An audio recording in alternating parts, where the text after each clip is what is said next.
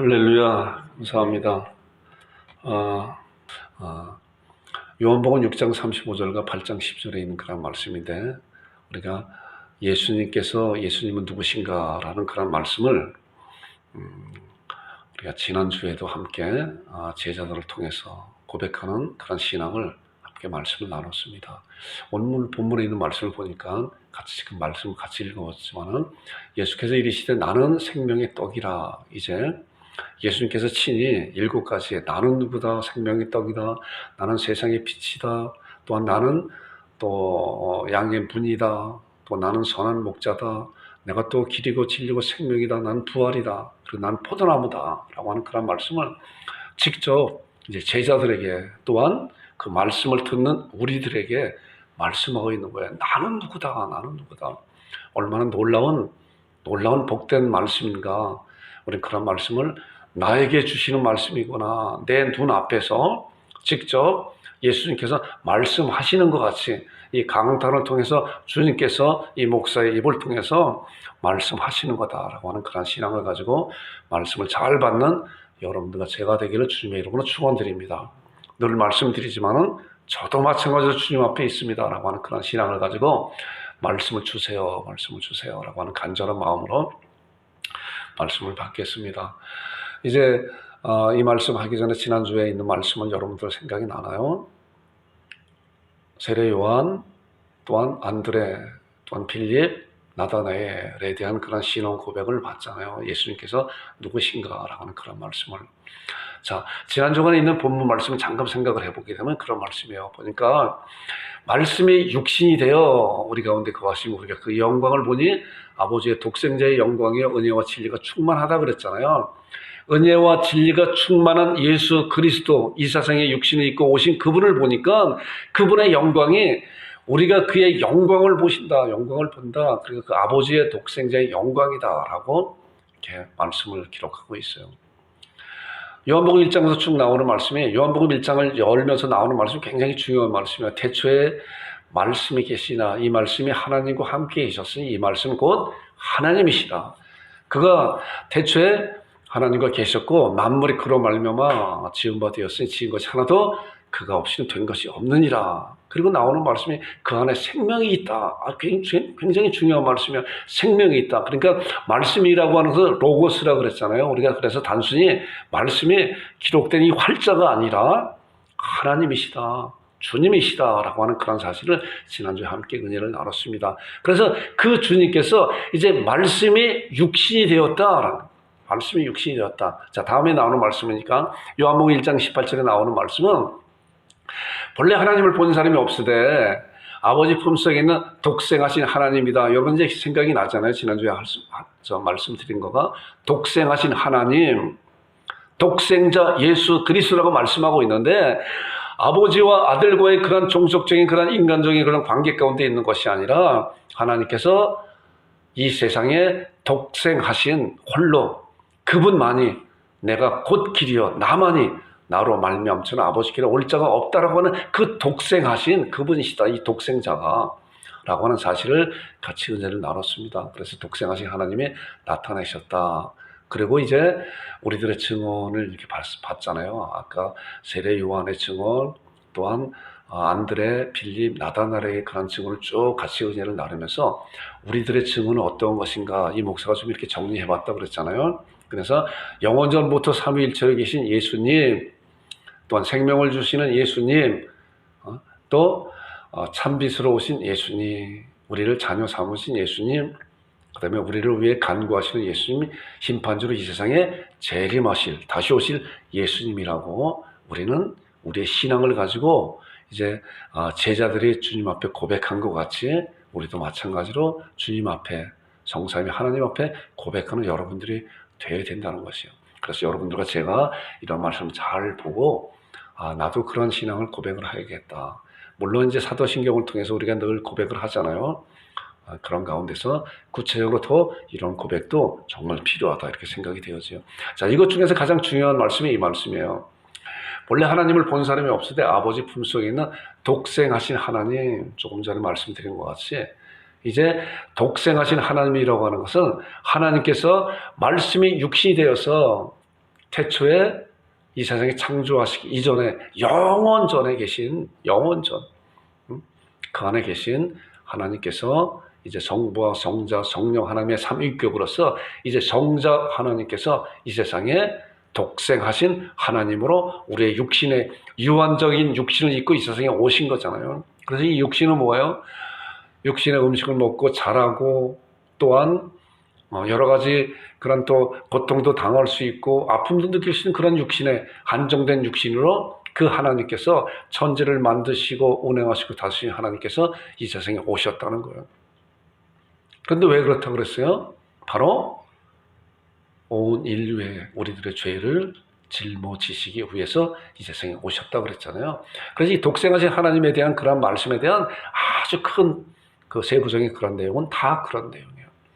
그 하나님께서 우리를 위해서 이 세상에 독생자 예수 그리스도서 홀로 한 분 예수 그리스도께서 그분만이 우리를 대신 구속해 줄 부분으로 오셨다.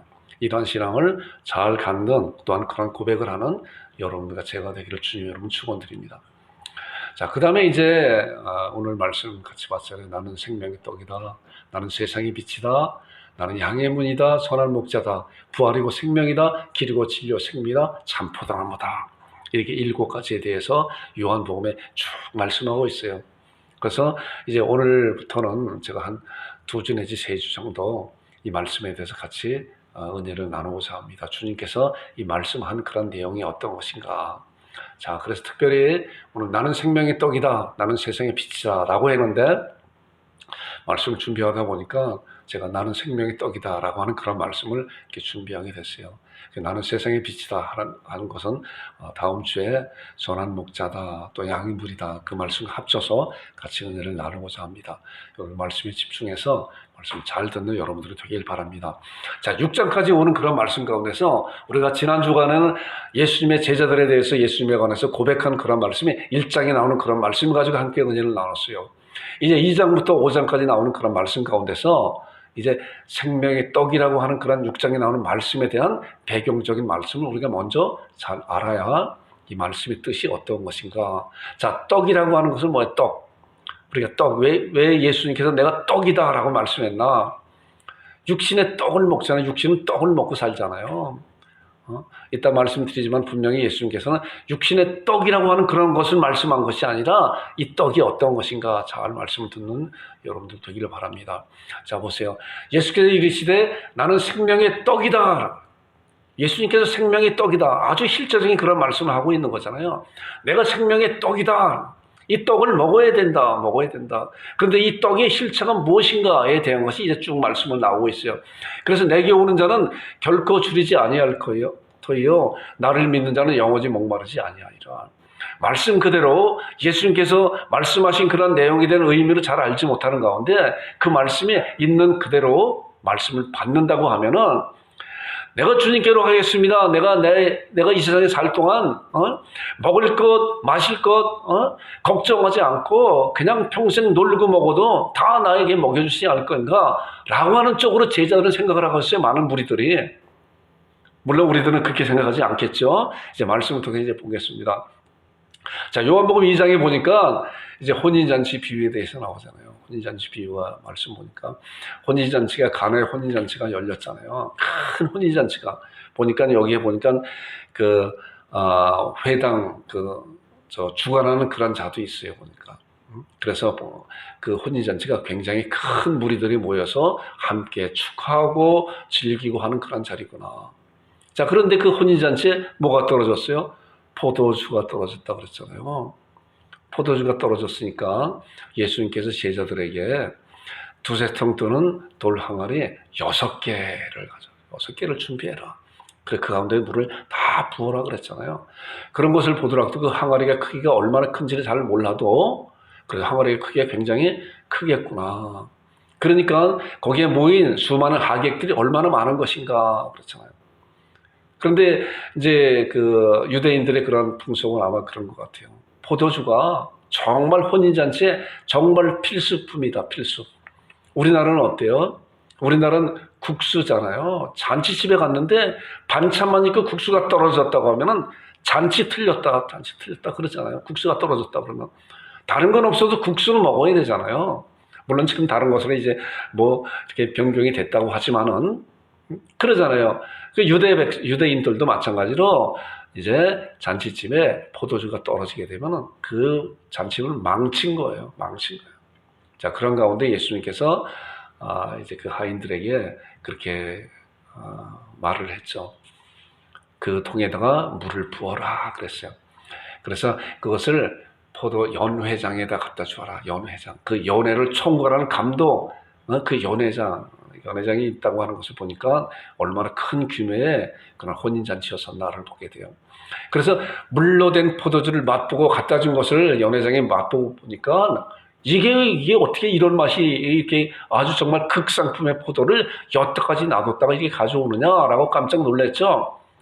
자, 그래서 어디에서 났는지 알지 못하거나, 자, 하인들은 알았잖아요. 그 하인들이 뭐예요?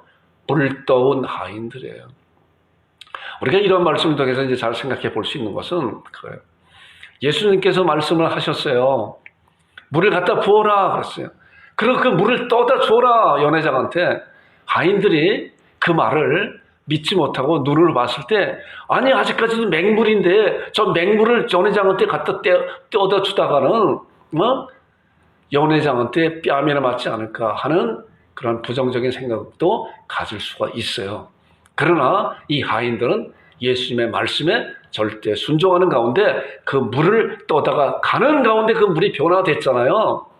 성경 말씀 가운데서는 무수하게 그 믿음의 사람들은 다 그래요. 누가복음에 나오는 그런 말씀을 보니까 10명의 이제 그 문둥병 환자들이 있어요. 그런 가운데 예수님께서 그들이 그 간청하는 그런 가운데 우리의 그런 문둥병을 고쳐달라고 그랬더니 어땠어요? 가서 제사장에게 네 몸을 보이라 그랬어요. 그런데 이들도 그런 말씀이 떨어지자마자 몸이 완전히 낫으면 괜찮은데 낫지 않았어요. 그래도 그 말씀을 믿고 순종하는데 가다가 몸이 낫잖아요. 가다가 몸이 난 거예요. 그리고 몸이 나서 이제 한 명은 예수님께 돌아와서 감사 찬양을 드렸죠. 이런 것도 있어요. 마찬가지로 믿음이라고 하면서 가다가 그 말씀을 순종하다가 그런 거예요. 자, 이 하인들도 마찬가지로 그 말씀을 순종하는 가운데 전혀 상황은 아니라고 해도 말씀만 붙잡고 갔더니 가다가 변화되는 놀라운 역사를 경험하게 되잖아요. 그래서 하인들은 불떠온 하인들은 이 말씀 가운데서 숨겨진 말씀이 그거예요. 그 다음에 이제 2장 10절에 보니까 자, 그 연회장이 말하는 거예요. 말하되 연회장이 총감독이 말하는 거예요. 말하되 사람마다 먼저 좋은 포도주를 내고 취한 후에 낮은 것을 내고는 취한 후에는 낮은 걸 좋은 거를 냈다가 이제 사람들이 다 많이 이렇게 취했을 때 입맛도 다 이렇게 변해되고 이제 그럴 거 아니에요. 어떤 것이 맛이 어떤 건지도 모르고 그 전에 술 먹는 사람들이 얘기 보면은 뭐 술을 먹고 술이 어떻게 뭐 사람을 먹는다고 그러는지 어떻게 하는지 그런 것 같아요. 그때는 지금까지 좋은 포도주를 두었도다. 그렇기 때문에 예수님께서 완전히 망칠 수밖에 없는 하객들이 많이 모인 가운데 원성이 높아지고 불평불만이 쏟아질 수밖에 없는 그런 상황 가운데서 예수님께는 완전히 반전을 시킨 거예요. 그것도 가장 좋은 극상품으로 물을 포도주로 변화시킨 거예요. 자, 이 말씀 안에 담겨진 그런 놀라운 은혜도 마찬가지로 주님으로 말미암아 죽었던 자를 살리시는 놀라운 그런 것이 이렇게 담겨 있는 것이다 라고 생각해 볼 수가 있습니다. 그 다음에 이제 또 2장 19절 그 하반절에 보니까 성전 청결에 대한 말씀이 또 쭉 나오잖아요. 우리 성전 청결에 대한 말씀도 이제 마가복음을 통해서 함께 또 은혜를 나눈 적이 있죠. 예수님께서 성전에 들어가 봤더니 그냥 뭐 난장판이 됐잖아요. 장사치들이 그냥 줄져 서 있고 그랬잖아요. 그래서 뭐 돈 바꾸는 자들이 있고 또 동물들을 또 바꾸는 그런 자들이 있고 그런 가운데 예수님께서는 정말 의분을 냈잖아요. 예수님께서 분을 내셔서 노크를 만든 그들을 다 쫓아버리고 내 집은 만민이 기도하는 집이라 장사 소홀로 만들지 말라라고 얼마나 엄청난 책망으로 그들을 꾸짖었어요.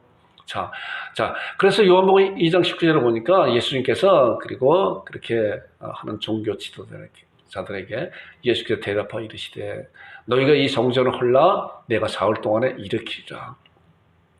예수님께서 말씀을 통해서 때로는 정말 알지 못하는 그런 말씀들을 많이 이렇게 말씀하고 있어요. 성전을 이 성전 36년 동안 46년 동안 걸려서 지은 것인데 어떻게 네가 사흘 만에 일으킬 수 있겠는가라고 그 말씀을 직역으로 받아들 수가 있잖아요. 그러나 예수님께서 하신 그런 말씀은 나중에 보니까 2장 21절에 보니까 그러나 예수는 성전된 자기 육체를 가리켜 말씀하신 것이다. 죽은 자 가운데 살아나신 후에야 제자들이 이 말씀하신 것을 기억하고 성경과 예수님께서 하신 말씀을 믿었더라. 당시에는 그 말씀이 무슨 내용인지 잘 알지 못하였는데 예수님께 죽음과 부활을 통해서 그런 사실을 믿고 난 다음에 그리고 그 말씀이 바로 예수님께서 성전된 자기 육체를 가리킨 그 말씀이구나 라고 말씀하고 있는 거야. 자, 이 말씀 가운데서도 마찬가지로 예수님께서 죽음과 부활을 통해서 나오는 그런 놀라운 그런 말씀을 우리들에게 암시적으로 말씀해 주고 있는 것이에요. 자, 그리고 난 다음에 이제 3장에 들어가죠. 3장에 보니까 그 유명한 니고데모에 대한 말씀이 나오잖아요. 니고데모는 누구라고 그랬어요? 니고데모는 유대인의 관원이요. 또 이 말씀에 보니까 이제 지도자라고, 바리새인 중이요 지도자라. 그리고 그가 늘 하나님의 말씀을 가르치는 그런 가운데 있었지만은 늘 마음 한구석에 풀지 못하는 그런 문제가 있었어요. 자, 지도자이기 때문에 누구한테도 물어보지 못하였는데 예수님에 대한 그런 소식을 듣고 이 문제를 해결하고 싶구나 하고 예수님한테 언제 왔어요? 밤에 왔잖아요. 밤에 온 거예요. 왜냐하면 낮에는 얼마나 보는 사람들의 눈이 많아요. 그런데 아직까지도 저 젊은 청년인 그 예수님한테 자기가 갈 수가 있느냐? 자기는 나이가 많고 그랬는데 많은 사람들의 존경받는 그런 니고데모임에도 불구하고 자기의 그런 문제를 예수님에 관해서 듣고 그분한테 이 문제를 해결하고 싶구나 하고 물어보고 싶어서 예수님께 왔잖아요. 그리고 예수님과 그런 대화 가운데 있었잖아요. 하나님께서 하시지 아니하시면은 지금 당신이 하는 그러한 것이 정말 이룰 수가 없습니다 라고 했을 때 예수님께서는 그 마음을 꿰뚫어 보고 내가 거듭나지 않으면 하나님 나라를 볼 수가 없다 라고 했잖아요. 그런 가운데 이제 니고데모의 그런 대화가 가운데 있잖아요. 진실로 진선되기 이론이 사람의 물과 성령으로 나지 않으면 하나님 나라에 들어갈 수가 없습니다.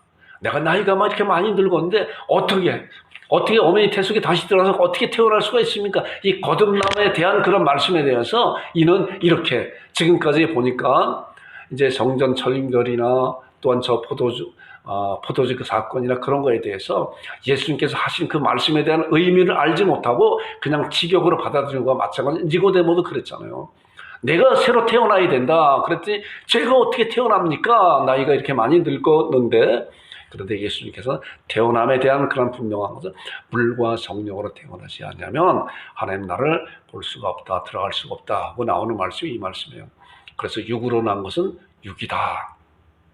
육신이 태어나는 것이 아니라 영으로 난 것이 성령님으로 말미암아 난 그런 하나님의 백성들의 살아남이다.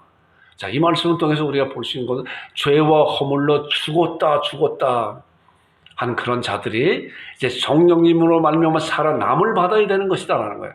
자, 이 영에 대한 말씀을 잘 이제 생각을 하시고 말씀을 보세요. 그래서 네가 거듭나야 하겠다는 말을 놀랍게 여기지 말라.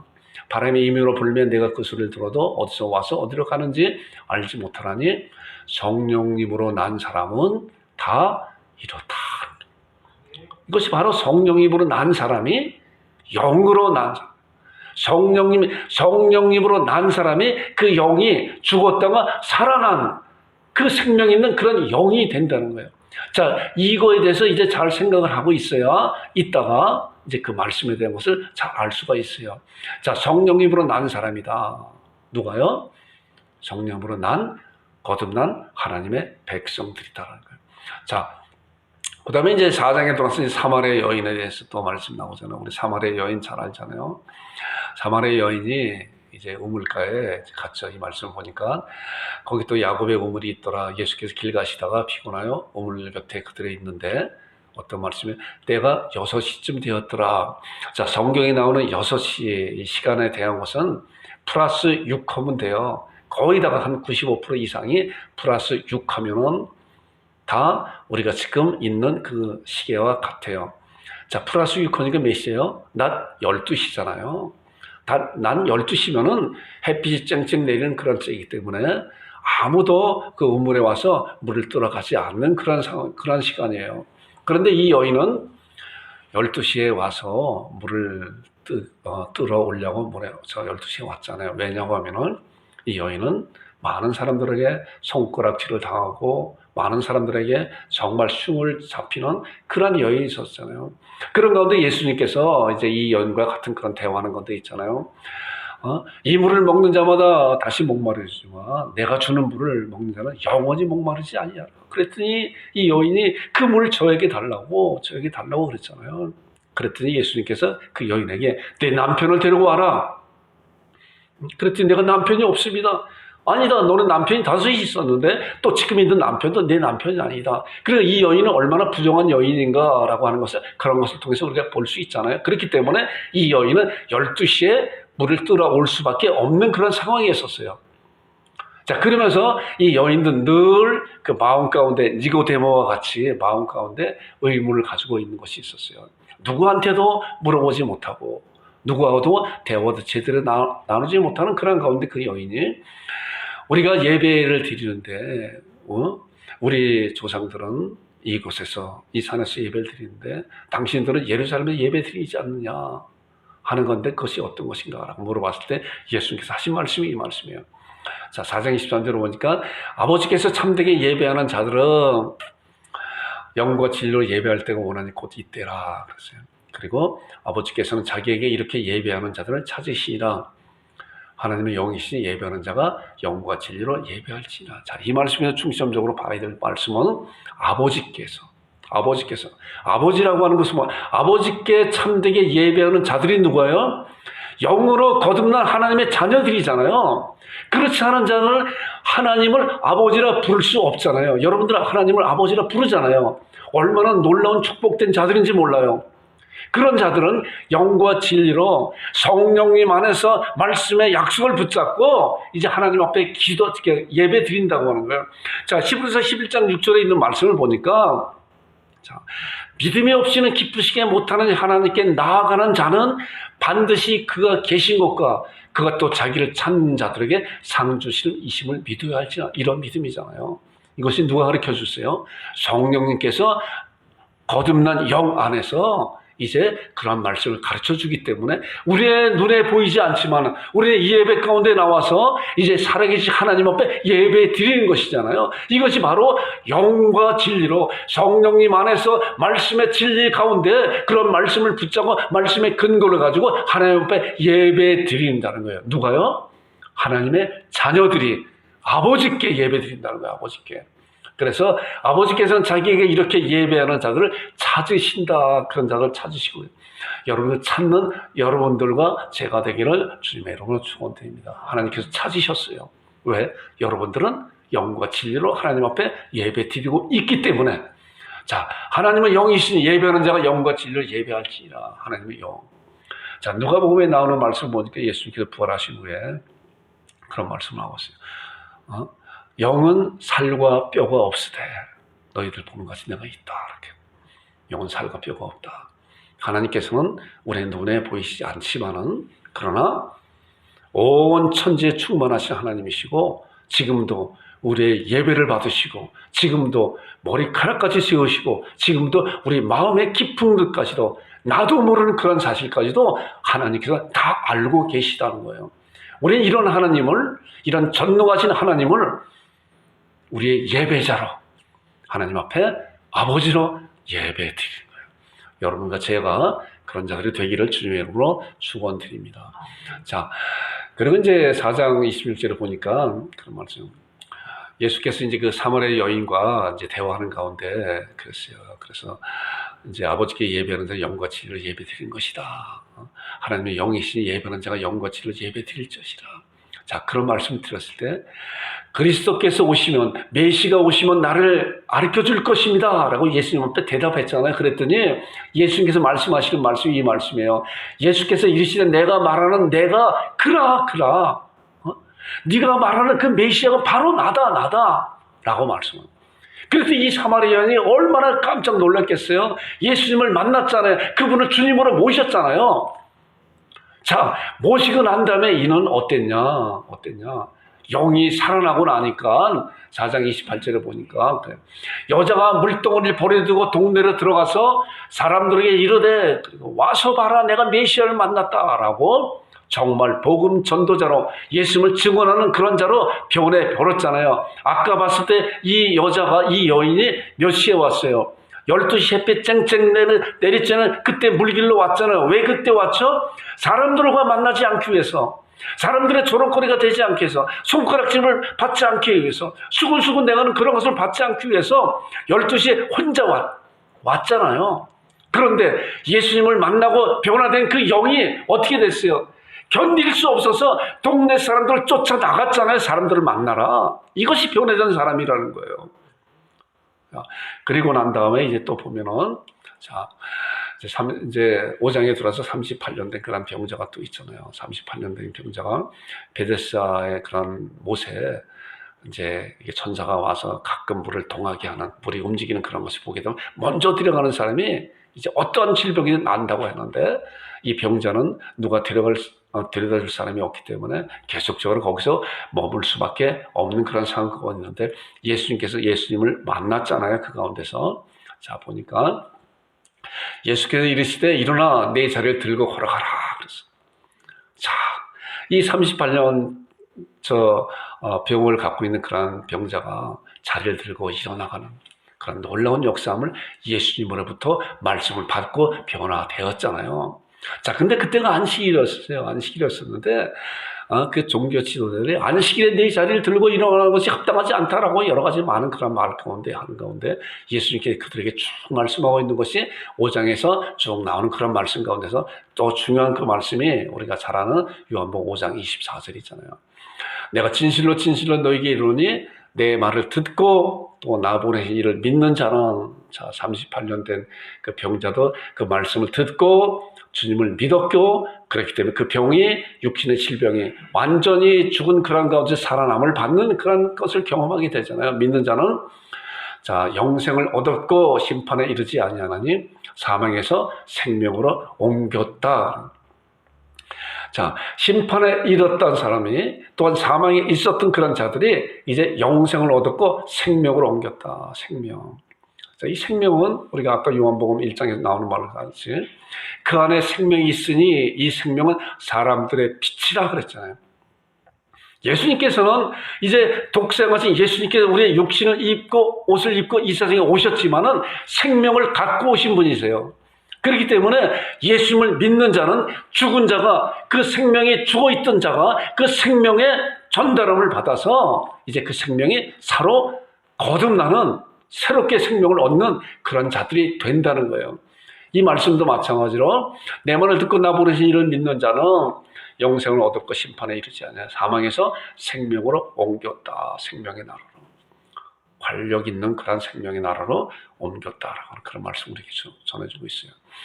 자, 그리고 이제 6장에 이제 오병이어 기적이 나와요. 우리가 지금 이제 나는 생명의 떡이다라고 하는 그런 말씀에 대한 배경을 지금 이렇게 말씀을 보고 있어요. 자, 모든 것이 보니까 혼인잔치에서도 그랬고, 니고데모도 그랬고, 또한 38년 된 그런 병자도 사마리아 여인도 그랬잖아요. 완전히 처져 있는 가운데, 죽은 자 같이 있는 그런 가운데 예수님을 만남으로 말미암아 활력 있는, 생명 있는 그런 자로 변화가 됐잖아요. 자, 그리고 이제 오병이의 기적이 이제 그렇잖아요. 오병이의 기적이 예수님을 많이 수많은 사람들이 쫓아다녔잖아요. 보니까 5천 명의 장정이 5천 명이 먹었다고 하면은 2만 명 내지 3만 명 되는, 전부 다 합쳐서 그런 사람들이 이제 예수님을 따라다니면서 예수님의 말씀을 듣고 있었는데 날이 저물어서 이들을 어떻게 보내야 되는 것인가 하는 가운데 이제 먹을 것을 줘야 되는데 먹을 것이 없었잖아요. 그래서 예수님께서는 제자들에게 너희들이 가지고 있는 것이 무엇인가? 자, 이 어린아이가 이제 오병이어 떡 5덩어리와 고기 2마리 갖고 있습니다. 근데 이거 가지고 뭐 합니까? 이렇게 수많은 사람이 있는데 예수님께서는 그런 말씀을 듣고 그것을 받고 어떻게 했냐고 하면은, 보세요. 예수께서 떡을 가져 축사하신 후에 앉아있는 자들에게 나눠주시고 물고기도 그렇게 하여 그들의 원대로, 마음대로, 마음껏 주셨다는 거예요. 이것이 얼마나 놀라운 그런 예수님의 기적인가. 기적이 아니라 당연한 것인가?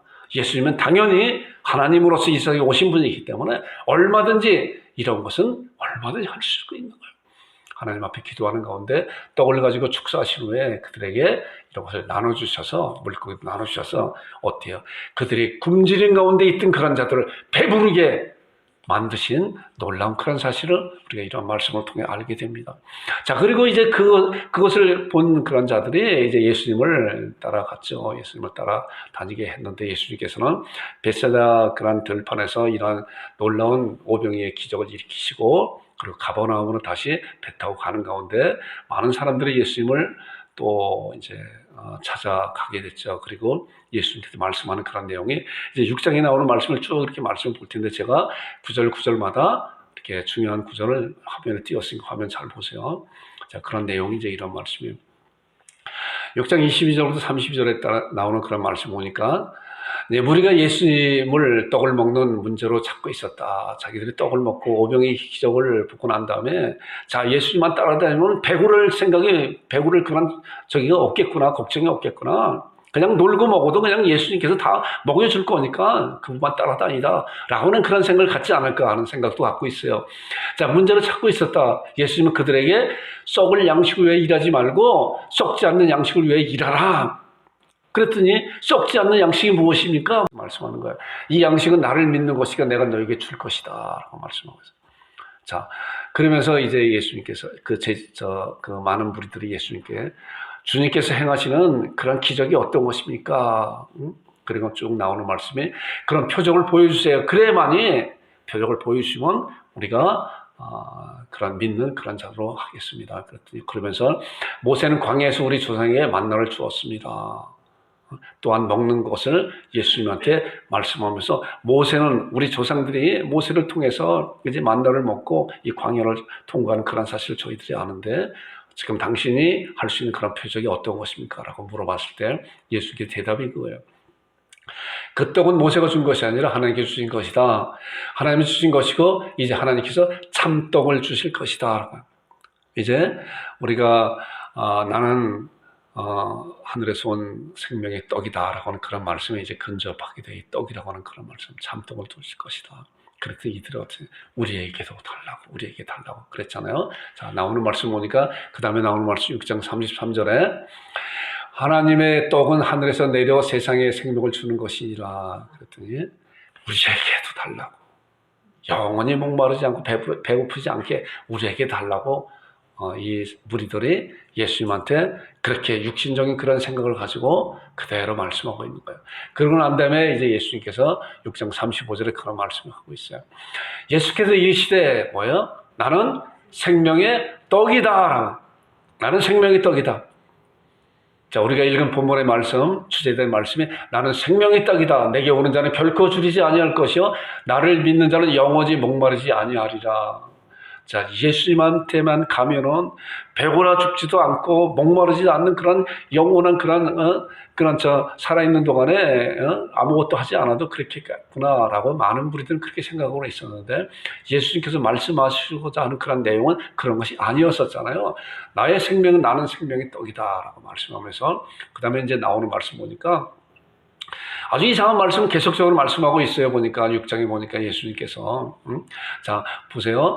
자기가 하늘에서 내려온 떡이라 하심으로 유대인들이 예수에 대해 수군거렸다. 내가 하늘에서 내려온 생명의 떡이라 하고 말했더니 이들이, 당신이 어떻게 하늘에서 내려온 그런 떡이냐, 내가 당신들을 알고 있는데, 다음에 나오는 말씀 보세요. 이는 요셉의 아들 예수가 아니냐. 그 부모를 우리가 아는데 어떻게 지금 당신이 하늘에서 내려왔다고 하느냐 그랬잖아요. 그렇기 때문에 본래 하나님을 본 사람이 없으에 독생하신 하나님이 그 품속에 나타났다. 말씀의 육신이 되어 우리 가운데 거하심에, 이런 놀라운 말씀에 대한 약속은 비밀된 말씀이에요. 이들이 겉으로 드러난 요셉의 아들, 나사렛 요셉의 아들, 목수 요셉의 아들, 그 예수님만 알고 있었을 뿐이지, 그가 하늘에서 이 세상에 마리아 처녀의 몸을 통해서 이 세상에 오신 그런 놀라운 사실을 몰랐다는 거예요. 그렇기 때문에 우리도 마찬가지로 늘 그런 여러분께 그런 말씀을 드리지만은 우리의 눈이 열려야 그 말씀을 정확히 알 수가 있는 것이고 우리의 믿음의 분량도를 하나님께서 말씀을 통해서 하나님의 깊은 그런 뜻을 깨닫게 해 주신다는 거예요. 자, 이 말씀을 보니까 그렇잖아요. 그들이 수군거려서 예수님께 내가 하늘에서 내려온 산떡이다. 이게 틀린 말씀 아니잖아요.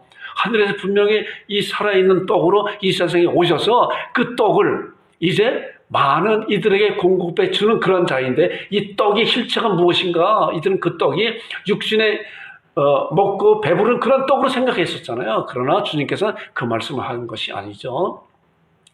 자, 그 부분을 아는데 자기가 지금 어째 하늘에 내려오느냐. 그리고 계속적으로 이상한 말씀을 또 예수님께서 말씀하고 있어요. 자, 51절을 보니까 나는 하늘에 내려온 살아있는 떡이다. 사람이 이 떡을 먹으면 영생하리라. 내가 줄 떡은 곧 세상의 생명을 위한 내 살이다. 라고 말씀하고. 그러므로 유대인들이 서로 다투어 이르되 이 사람이 어찌 능히 자기 살을 우리에게 주로 먹게 하느냐. 계속적으로 예수님께서는 이렇게 말씀하고 있는데 이들은 그 말씀의 내용에 대한 의미를 알지 못하고 이렇게 세상적인 그런 생각을 갖고 말씀하고 있잖아요. 아까도 보니까 당신이 어떻게 하늘에서 내려왔다고 하느냐. 당신은 분명히 나사렛 요셉의 아들로 우리가 알고 있는데 또 이 말씀을 보니까 내가 살아있는 떡이고 이 떡을 먹으면 영생하리라. 내 살을 먹어라. 내 살이라. 생명을 위한 살이라. 그랬더니 유대인들이 다투어 이르되 이 사람이 어찌 능히 자기 살을 그렇잖아요. 직역을 하면 예수님의 그 몸과 그 피를 어떻게 먹고 마실 수가 있느냐 이거예요. 우리도 어쩌면 그렇게 이야기할 수가 있어요. 자, 그리고 나오는 그런 말씀을 보니까 자, 예수께서 이르시되 내가 진실로 진실로 너희에게 이르노니 인자의 살을 먹지 아니하고 인자의 피를 마시지 않으면 너희 속에 생명이 없느냐. 자꾸 이상한 말씀을 하는 거예요. 인자의 살을 먹었고 인자의 피를 마셔라. 그렇지 않으면 너희 속에 생명이 없다. 자, 55절에 보니까 내 살은 참된 양식이고 내 피는 참된 음료로라 라고 그들에게 계속적으로 이러한 이상한 말씀을 하고 있는 거예요. 이 말씀의 참 의미가 어떤 것인가를 우리가 정확히 알고 있어야 이 말씀이 그 말씀을 향한 예수님께서 주신 그런 말씀이구나 라는 말씀. 그리고 이제 요한복음 6장 56절과 57절에 나오는 말씀 보니까 내 살을 먹고 내 피를 마시는 자는 내 안에 거하고 나도 그의 안에 거하리라. 아니 어찌 주님의 육신적인 그런 것을 먹고 어떻게 피를 마십니까? 도저히 말도 안 되는 그런 얘기 하지 마십시오라고 아마 많은 무리들이 그렇게 생각했을 거예요. 그리고 살아계신 아버지께서 나를 보내사 다음에 나오는 말씀은 중요한 말씀이에요. 잘 보세요. 내가 아버지로 말미암아 사는 것 같이 자, 예수님께서 하나님 아버지로 말미암아 이 세상에 사는 것 같이 하나님께서 주신 그런 말씀의 약속대로 말씀의 한대로 그들의 이 세상에 예수님께서는 성취하러 오신 분이 있잖아요. 그 다음에 나오는 말씀이 나를 먹는 그 사람도 나로 말미암아 살리라. 예수님의 피와 예수님의 육신 살을 먹는 그런 자는 예수님과 함께 살리라 하는 거예요. 자, 우리는 이러한 말씀을 통해서 오직 의인은 어때요? 믿음으로 말미암아 살리라. 믿음으로 말미암아 살리라. 사도 바울의 고백도 내가 그리스도와 함께 십자가에 못 박혔으니 그런즉 이제는 내가 사는 것이 아니라 내 안에 그리스도께서 사신 것이라. 이제 내가 육체 가운데 사는 것은 나를 사랑하사 나를 위하여 자기 몸을 버리신 하나님의 아들을 믿는 믿음 안에서 사는 것이다. 이런 말씀이에요. 자, 예수님을 먹는 그 사람도 나로 말미암아 살리라. 그런데 예수님의 이름을 어떻게 먹느냐는 거 어떻게 먹느냐. 예수님께서 하신 그런 말씀은 예수님의 그 육신과 피를 직접적으로 마시고 먹는 그런 뜻을 말씀하신 것이 아니잖아요. 그리고 이제 나오는 말씀이 이제 보세요. 6장 60절에 보니까 제자 중에 여럿이 듣고 말하되 이 말씀은 어렵도다. 누가 들을 수 있느냐. 제자들도 마찬가지로 많은 무리들도 마찬가지로 그랬지만 제자들도 이 말씀이 어렵습니다. 누가 이런 말씀을 듣겠습니까? 그런 가운데 예수님께서 중요한 말씀하고 있잖아요. 6장 63절에 자 보세요. 살리는 것은 영이니 살리는 것은 성령님이다. 육은 무익하다. 내가 너에게 이른 말이 영이요 생명이라. 아까 말씀 보니까 태초에 말씀이 계시다. 이 말씀이 하나님과 함께 계셔서 이 말씀은 곧 하나님이시라라고 하는 그런 말씀과 같이 하나님께서 이 세상에 독생하신 예수 그리스도의 육신 얻고 오신 그 예수님께서 말씀하는 그 내용이 이제 영이고 생명이라고 그들에게 제자들에게 가르쳐 주고 있는 말씀이에요. 68절에 보니까 시몬 베드로가 대답하여 이르되, 자, 많은 사람들이 이제 제자들이 많이 떠나가서 이런 말씀을 듣고 참 알쏭달쏭한 그런 말씀을 듣고 잘 알지 못하는 가운데 많은 제자들이 떠난 가운데 시몬 베드로가 대답하였습니다. 자, 주여 영생의 말씀에 주께 있사오니 우리가 누게로 가오리까? 여기에 이제 지금까지 예수님의 생명의 떡이라고 하는 그런 말씀의 정답이 여기 있잖아요. 여기 있는 거예요. 베드로가 정확히 알았잖아요. 예수님께서 나는 생명의 떡이다. 하늘에서 내려온 생명의 떡이다. 내 살을 먹고 내 피를 마시지 않는 자는 그 안에 생명이 없다라고 하는 그런 정확한 이유가 말씀이구나. 태초에 말씀이 계시나 이 말씀이 하나님과 함께 계셨으니 이 말씀은 곧 하나님이시다. 그 안에 생명이 있었으니 그 안에 생명이 있으니 그 생명이 뭐야? 이거 생명은 세상을 비추는 빛이라. 바로 그 말씀 안에 생명이 있고 그 말씀을 받는 자는 생명을 받은 것이고 베드로가 고백한 것 같이 주여 영생의 말씀이 있음에 우리가 어떻게 어디를 갑니까? 라고 말씀한 거예요. 자, 그러니까 지금까지 알쏭달쏭한 그런 말씀에 대한 정답은 이 말씀이잖아요. 하나님께서 주시는 영생의 말씀, 우리 주님께서 주신 그런 영생의 말씀이 바로 생명의 떡이라고 하는 그런 말씀이구나. 자, 다음에 나오는 말씀. 그래서 예수님께서 이르시되 나는 생명의 떡이다라고 하는 겁니다. 자, 떡은 우리 육신적인 그런 생각에 육신을 자라게 하는 그런 음식이지만은 그러나 예수님께서 말씀을 조금 이제 이 말씀을 좀 바꾸면 나는 생명을 주는 말씀이다라고 해요. 그래도 큰 무리가 없는 그런 해석이잖아요. 예수님께서 나는 너희들에게 생명을 주는 그런 말씀이다. 내 입에서 나가는 말씀을 먹어야 된다. 어떻게 먹어요? 아버지라고 부르는 그런 자들은 하나님의 자녀이기 때문에 일단 그런 자녀들은 죽은 영이 아니라 살아있는 영이기 때문에 그 살아있는 영은 하나님의 말씀을 먹어야 되는 거예요. 그렇기 때문에 예수님께서 마태복음 4장 4절에 사람이 떡으로만 사는 것이 아니라 하나님의 입에서 나오는 말씀으로 말미암아 산다라고 하는 것은 하나님의 백성들에게 주시는 놀라운 은혜적인 그런 말씀이에요. 그렇기 때문에 우리가 하나님의 말씀을 잘 먹어야 되는 거예요. 그래서 제가 언젠가 그런 표현했잖아요. 말씀을 읽는 것과 또한 더 정확한 표현은 말씀을 먹는다는 걸 먹는다. 말씀을 먹으면은 우리 안에 있는 영이 이제 정말 살찌게 되는 것이잖아요. 자, 내게 오는 자는 결코 줄이지 않는다. 주님께서 계속적으로 오는 자는 그 말씀으로 말미암아 풍성한 삶을 살아내고 풍성한 열매를 맺고 나를 믿는 자는 영원히 목마르지 아니하니다라고 하는 그런 말씀이 아까 내 살을 먹고 내 피를 마시는 자는 영원히 목마르지 않고 줄이지 않는다라고 하는 그런 말씀에 대해서 이 말씀을 하고 있는 거예요. 마지막 말씀이에요. 자, 살아계신 아버지께서 나를 보내심에 내가 아버지로 말미암아 사는 것 같이 나를 먹는 그 사람도 아까 말씀 봤죠? 어떻게 해요? 파란 거에 하얀 것이 같이 읽어보겠습니다. 시작. 나로 말미암아 살리라.